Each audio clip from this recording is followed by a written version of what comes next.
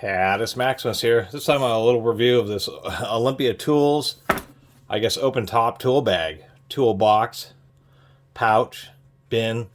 Not sure what to call these. These are kind of like the quote-unquote more modern version of what was the classic metal closed top toolbox. I've seen these getting more popular just because you can put tall, bulkier items in them. They're pretty cheap. I think this is 25 bucks. They do attempt to make it relatively robust. We do have these five heavy-duty feet in the bottom, so it, even though it still will chafe and wear pretty bad, I did get this used. But I see why these are popular, especially with service technicians, junkyard tool bags, that type of thing, just because you can put so much stuff into them. You just have a zillion different pockets in them. And a lot of these are real similar, whether it's Olympia or Milwaukee or Klein or whoever has been making them. They have just all these different provisions for holding various different things, different pouches. This one is odd because it kind of has these straps. I guess if you have longer items, maybe a pry bar or something, you can put that in there and then strap it up and it'll hang across this way. You have like oddball little loops, all sorts of things that I just don't even understand. There's a little strap right here, which I don't really understand, as well as a loop right here. I guess just to hang various things on. I suppose this would be for holding a tape measure or something. You just put the belt clip in there. This one strap is just the oddest thing because it's just a weird strap. It has real no place to go. It doesn't like connect onto the other side or anything like that. I think I'm actually going to cut this one off. There, it's gone. It was the most annoying one. We have like a little clips here, more little pockets here. We have like a wide pocket here, which you could use for holding reciprocating saw blades, that type of stuff. It is lined, so it certainly would work for holding reciprocating saw blades and other, drill bits, auger bits, that type of stuff. Just a bunch of different pockets, and they're all kind of similar like this. On the other side, same thing. Just a different configuration of bigger pockets. I'm basically going to hold my 12-volt DeWalt tools in it. We do have a shoulder strap here, which is something I'm not the most fond of, although this one does seem pretty decent. All steel with nice little heavy-duty swivels there. Pull that off. We do have a metal handle, soft grip, and it is bolted to each side. What they have is they have these thick plates that are actually double-sided on both sides that the handle attaches to. There's some kind of hard insert. All this is like hard plastic inserts, so it ought to hold up. The screws, they're nested screws, so one screw is hollow and then another one's normal and they screw into each other. They were loose on this, so I did have to tighten those up.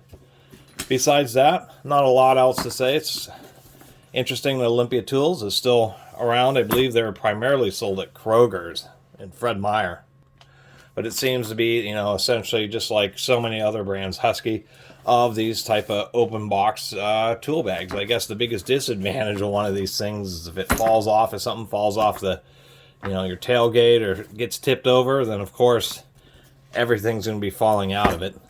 But they are really pretty convenient, to tell you the truth. I definitely can understand their advantage. I mean, and a decent one like this, on these sides here, these are all going to be riveted on both sides, riveted up through here, just so they end up holding together better. As we can see, these rivets are back, so they have a washer on the back too, so they are less likely to pull through. It's actually relatively decent build quality. And even nice touches where the edges of the pockets, they all have this extra little layer there just to help reduce wear. And once again, I think the biggest issue with these is right here on the corners is where they're going to get the most wear. They should have put some kind of feet or plastic. We can see more rivets down here at the bottom. To help prevent this kind of wear. But other than that, I think these things are relatively handy. Anyway, this is how I decided to organize it. I have these 12-volt DeWalt tools. I got the little brushless drill, the little recip saw, which with the short battery, it just fits in here. I've got the 12-volt half-inch drive impact. I've got the 3/8 drive impact, both the brushless ones. In here I've got one of these little 3/8 to 1/4-inch hex. I got this from O'Reilly's. This is one of those little performance tool adapters. So I can use the 3/8 inch as an impact driver if I need to. And it only has like 100 foot-pounds of torque or something. But that's really, in most situations, that's going to be just fine. And if I do need more torque, then I can just use a reducer on the 12 volt half-inch impact, which has turned out to actually be pretty decent. These actually, I guess, on the tests, really do deliver like 250 foot-pounds of torque. So if I need more power, I'll just do an adapter down, impact adapter to this if I need to do, you know, heavy-duty driving operations.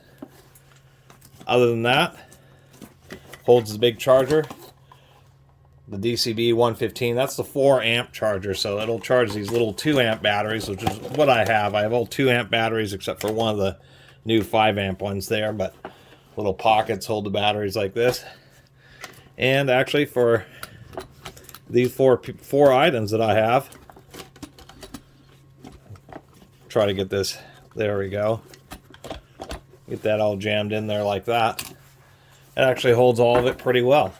It actually does have a little pocket here that's specifically designed for bits with a bunch of little loops and stuff, so certainly will carry any bits or accessories, longer drill bits, that type of stuff. And actually pretty handy for a little tool set. I've been trying to find some kind of case that will hold all 4 of these, and it looks like this will do it. Anyway, that's my little review of the Olympia Tools open top utility tool bag.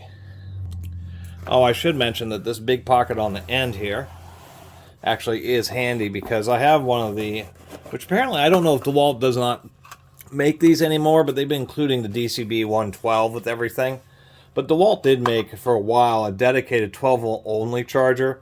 It's only 2 amps, but it just is a little bit more compact. I tend to keep it with this set just because I have 2 amp batteries, so they can run out pretty quickly, and you'll have one on a charger. The thing about the DCB 115 is it's a 4 amp charger, and if you charge a 2 amp battery, sure, it'll blast it to full in like 30 minutes.